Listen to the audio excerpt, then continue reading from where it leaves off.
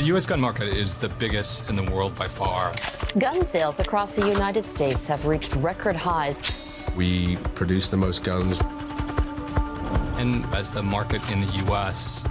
Violence project note करता है कि बड़े पैमाने पर शूटर्स अक्सर सदमाती बचपन से गुजरते हैं। स्कूल के शूटर्स अक्सर 18 साल से कम उम्र होते हैं और घर से बंदूक हासिल करते हैं। मिसाल के तौर पर कोलंबाइन के 17 साला मुर्तकिब और पार्कलैंड के 19 साला शूटर हैं। अदाद शुमार के मुताबिक जो गन्स हैं ये बच्चों और नौउम्रों की अफवात की सबसे बड़ी वजह है। रोज़ाना 12 बच्चे गन वायलेंस का शिकार होते हैं। मजमूई बंदूक तशद्दुद का तकरीबन 1% है, लेकिन इसके गहरे असरात हैं। अहम मिसालें Columbine 1999, Sandy hook 2012, parkland 2018, world day 2022 हैं, जो तालीमी तरबियात में सैकड़ों अमवात और ज़ख्मियों का बाइस बने हैं।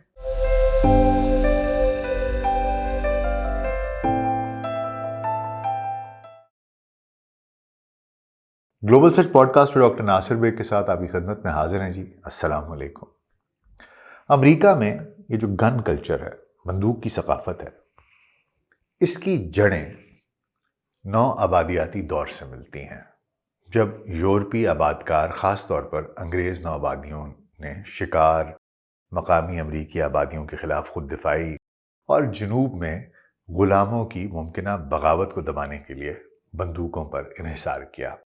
1791 में मंजूर शुदा आइन की दूसरी तरमीम ने असलहा या हथियार रखने के हक़ को तस्लीम किया, जिसकी तशरीह अक्सर मुनज़्ज़म मिलिशिया और सरहदी तोसी के तनाजुर में भी की जाती है। 19वीं सदी में बंदूकों की तादाद में इजाफा हुआ, जिसमें शिकार को खेल के तौर पर, फिर तफरीही शूटिंग और मगरबी तोसी पर जोर दिया गया, जहां बंदूक बका और तनाज़ात के लिए ज़रूरी थी। 19वीं सदी के वस्त तक कोल्ट और विंचेस्टर जैसी कंपनियों की बड़े पैमाने पर पैदावार ने बंदूकों को ज़्यादा काबिल रसाई और सस्ता बना दिया, जो अमरीकी शनाख्त में शामिल हो गया। ये सकाफत कई अवामिल की वजह से बरकरार रही। सिविल वॉर के बाद बंदूकों की बढ़ती हुई तादाद, मीडिया और अदब में वाइल्ड वेस्ट और कॉबॉयज़ की रोमानवी तस्वीर कशी और 1871 में नेशनल राइफल एसोसिएशन NRA जैसी तंजीमों का क़याम, जो इब्तदा में निशानाबाजी की तरबियत पर मरकूज़ थी, उसने भी बहुत बढ़ावा दिया। दूसरी आलमी जंग के बाद फ़ौजी असलहा वो जो ज़्यादा मिकदार में था, उसकी जो फाजिल मिकदार थी, वो शहरी मार्केट में आ गई, जिसने शहरी आबादियों को बेमिसाल सतह पर मुसल्ले कर दिया। 20वीं सदी के वस्त में बंदूक का इस्तेमाल बुनियादी तौर पर शिकार और तफरीह से खुद दिफाई यानी कि सेल्फ डिफेंस उसकी तरफ मुंतकिल हुआ, जो जराइम के बढ़ते हुए तसव्वुरात में मज़ाफ़ाती इलाकों की तरक्की से मुतासिर था। 1977 में NRA में एक अहम तब्दीली आई, जब बंदूक कंट्रोल के मुखालिफ कारकुनों ने इस पर कंट्रोल हासिल कर लिया। गन कंट्रोल के उसके अगेंस्ट थे लोग, उन्होंने इस पर कंट्रोल हासिल किया और इसे वसी तर बंदूक के हुकूक की वकालत करने वाली एक ताकतवर लॉबी बना दिया, यानी कि गन राइट्स के लिए जो जद्दोजहद करने वाली एक तंजीम बना दिया। 1934 के नेशनल फायर आर्म्स एक्ट और 1968 के गन कंट्रोल एक्ट जैसे वफाकी कवानीन ने कुछ ज़ाब्ते मुतारिफ कराए, लेकिन इनफरादी हुकूक और खुद इन्हिसारी पर सकाफती ज़ोर ने वसी पैमाने पर बंदूक की मिल्कियत को बरकरार रखा। अब ये तो एक मुख्तसर सी तारीख़ थी गन कल्चर की अमेरिका में। अब आइए ज़रा देख लेते हैं कि अमेरिका में गन वायलेंस के अहम वाक़यात कौन कौन से हैं, जिसे बंदूक से तशद्दुद कह लीजिए। अमेरिका की तारीख़ में कई बड़े पैमाने पर बंदूक की फायरिंग या गन वायलेंस या गन फायरिंग के वाक़यात ने गहरे नुकूश छोड़े हैं, जिन्होंने अक्सर गन कंट्रोल पर बहस को हवा दी है। 1966 का university of Texas tower shooting, जहाँ चार्ल्स विटमैन ने 16 अफराद को हलाक किया, को बाज़ औक़ात बड़े पैमाने पर जदीद अवामी फायरिंग की इब्तदाई मिसाल समझा जाता है। 1999 में कोलंबाइन हाई स्कूल की फायरिंग ने 13 अफराद की जान ले ली, जिसने स्कूलों में तशद्दुद को उजागर किया। 2007 के वर्जीनिया टेक शूटिंग में 32 अमवात हुई, जो कॉलेज कैंपस पर सबसे मोहलिक वाक़या था। 2012 میں سینڈی ہوک ایلیمنٹری اسکول میں 27 ہلاکتیں ہوئیں جن میں زیادہ تر بچے تھے۔ 2016 میں اورلینڈو کے پلس نائٹ کلب کی فائرنگ میں 49 افراد ہلاک ہوئے جو LGBTQ+ کمیونٹی کے اوپر ایک ٹارگیٹڈ حملہ تھا، ہدفی حملہ تھا۔ سب سے مہلک بڑے پیمانے پر فائرنگ 2017 میں لاس ویگس کے ایک کانسرٹ میں ہوئی جہاں اسٹیفن پڈاک نے 58 افراد کو ہلاک کیا۔ حالیہ واقعات میں 2018 کا پارکلینڈ ہائی اسکول شوٹنگ جس میں 17 افراد ہلاک ہوئے اور 2022 کا یوالڈے ایلیمنٹری اسکول شوٹنگ جس میں کہ 21 افراد ہلاک ہوئے۔ 2025 تک مارس جونز ڈیٹا بیسز جو اس کی تحقیق کے مطابق 1982 سے لے کے اب تک وہ کہتے ہیں کہ 140 سے زیادہ بڑے پیمانے کی فائرنگز جس میں کہ 4 یا 4 سے زیادہ افراد ہلاک ہوئے ہیں وہ رجسٹرڈ ہو چکی ہیں۔ اب آئیے ذرا دیکھ لیتے ہیں کہ ان واقعات میں جو گن وائلنس کے واقعات ہیں یا جو گنز سے ریلیٹڈ زخمی کتنے لوگ ہوتے ہیں، کتنے لوگ ہلاک ہوتے ہیں، اس کی اعداد و شمار کے اوپر کچھ بات کر لیتے ہیں۔ 2023 میں امریکہ میں تقریباً 47,000 افراد بندوق کی وجہ سے، گنز سے متعلقہ زخموں کی وجہ سے ہلاک ہوئے ہیں، جو پچھلے سالوں کے مقابلے میں قدرے کم ہے لیکن پھر بھی 3 دہائیوں کی بلند ترین سطح کے قریب ہے۔ ان میں سے تقریباً 58% خودکشی، 38% قتل یعنی ہوموسائڈز اور 1% حادثاتی تھے۔ 2020 میں صرف قتل کی وجہ سے تقریباً 13,620 اموات بندوق کی وجہ سے ہوئیں، جن میں سے 59% معاملات میں ہینڈ گنز شامل تھیں۔ روزانہ تقریباً 125 افراد بندوقوں کی وجہ سے، گنز کی وجہ سے ہلاک ہوتے ہیں اور 200 سے زائد زخمی ہوتے ہیں۔ 1993 سے 2023 تک غیر مہلک بندوق کے حملوں کی شرح فی 1000 افراد 7.3 سے کم ہو کر 2.0 ہو گئی۔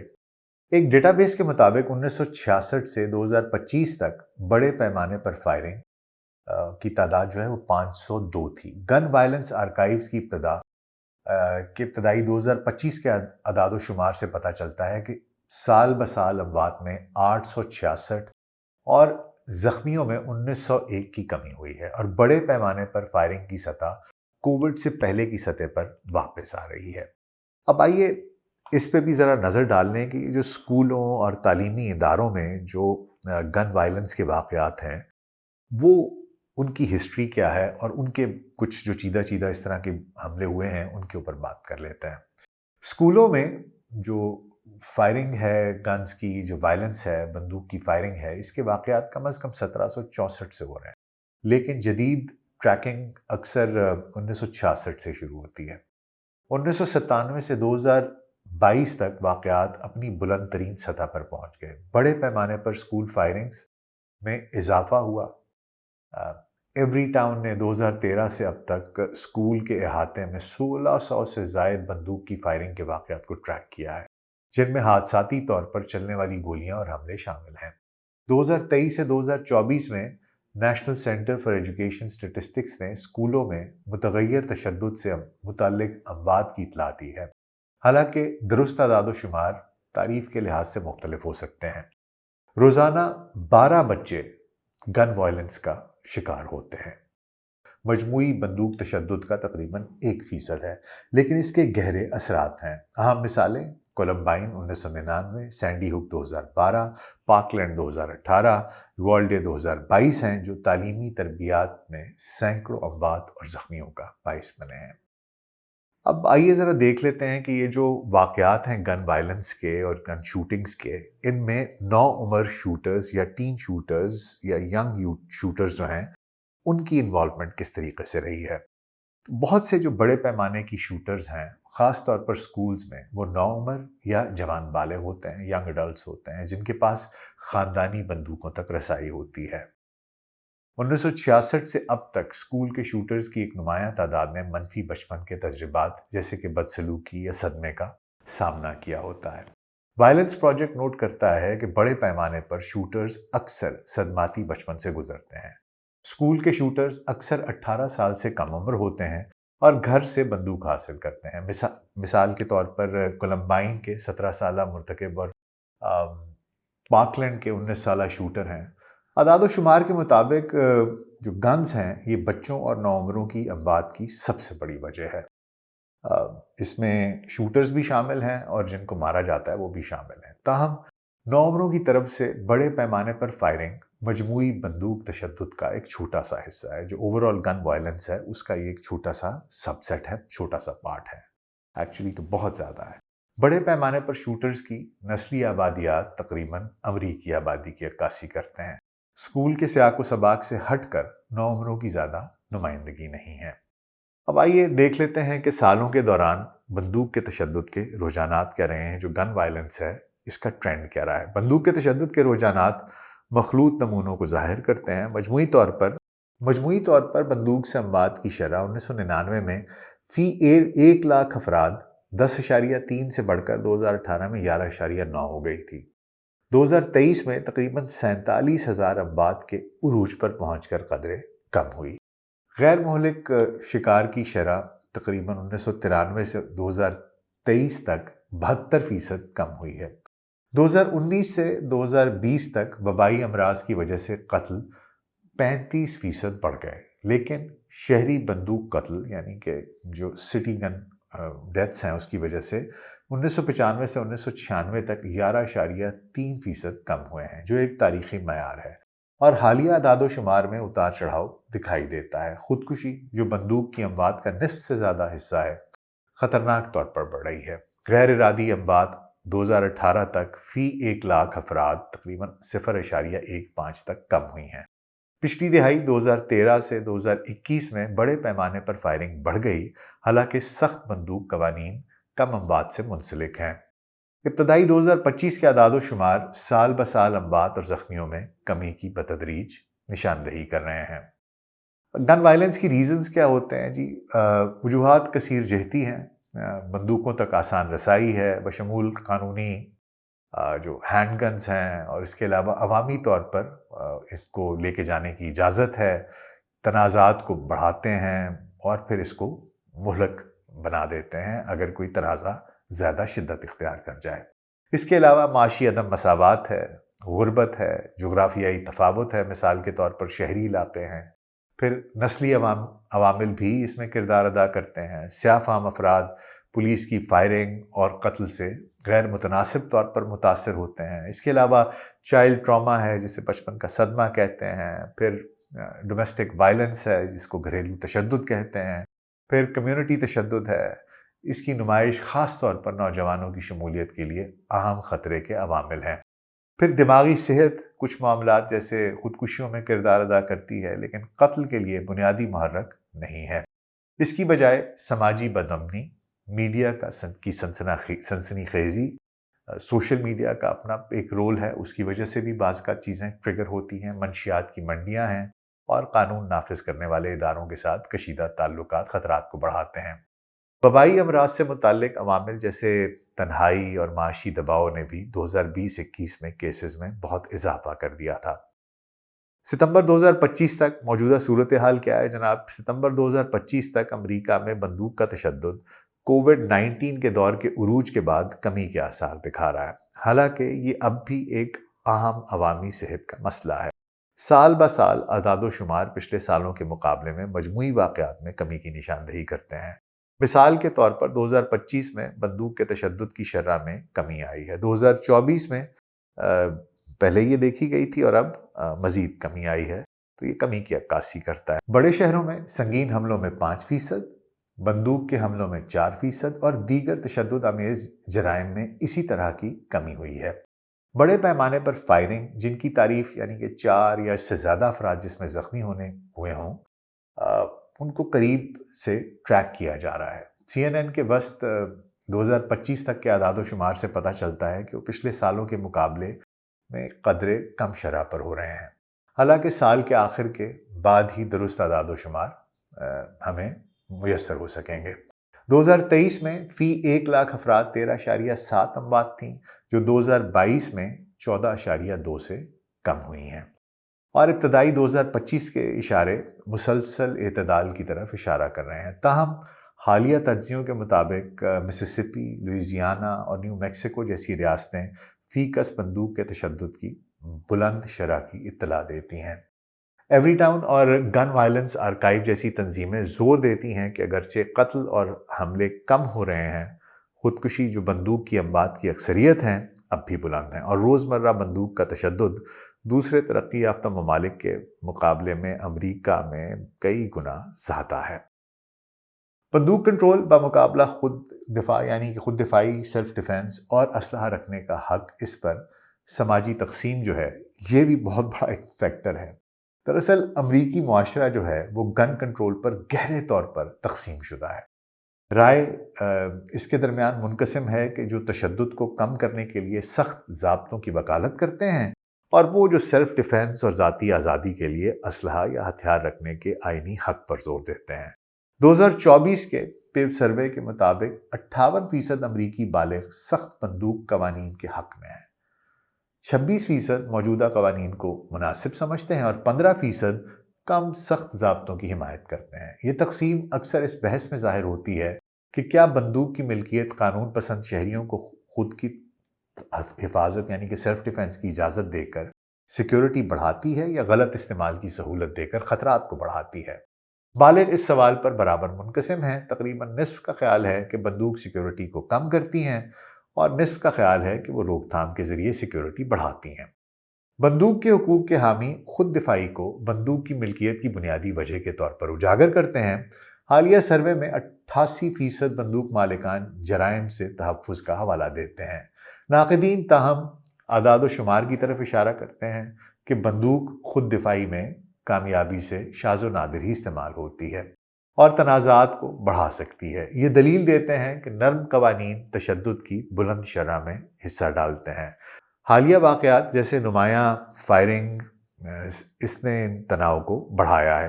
اصلاحات کے مطالبات دوسری ترمیم کے حقوق پر تجاوزات کے خدشات سے ٹکرا رہے ہیں۔ اب اسی وجہ سے ایک جو کنزرویٹیوز اور لبرلز کی جنگ ہے، قدامت پسندوں کی اور لبرل کی، یہ ایک بحث چلتی رہتی ہے، اور یہ بہت سیریس ڈیوائیڈ ہے۔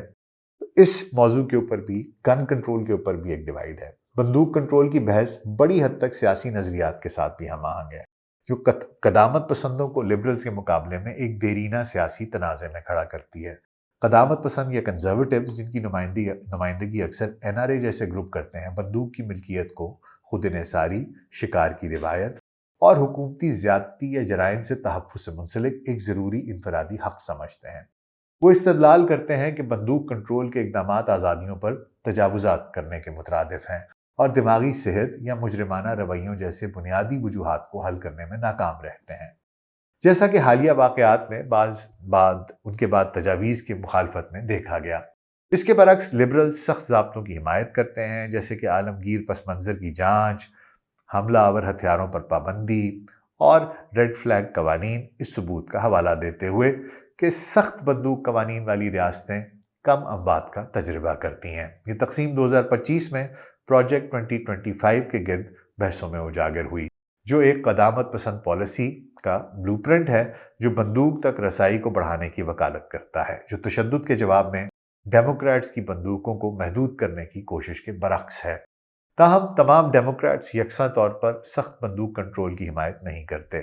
دیہی یا سوئنگ اضلاع میں کچھ ہچکچاہٹ دیکھنے میں آتی ہے، جو پارٹی کے اندر باریکیوں کو اور جو ڈفرینسز ہیں ان کو ظاہر کرتا ہے۔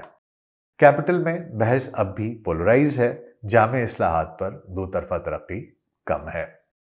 اب جو ہیٹ کرائمز ہیں وہ اس کے اندر کتنے بڑے کنٹریبیوٹرز ہیں، جو نفرت انگیز جرائم ہیں، آئیے وہ بھی دیکھ لیتے ہیں۔ نفرت انگیز جرائم کے بڑھنے کے ساتھ خود دفاعی میں بندوقوں کا کردار دوبارہ توجہ کا مرکز بن گیا ہے، حالانکہ ان کی ضرورت اور تاثیر پر آراء مختلف ہیں۔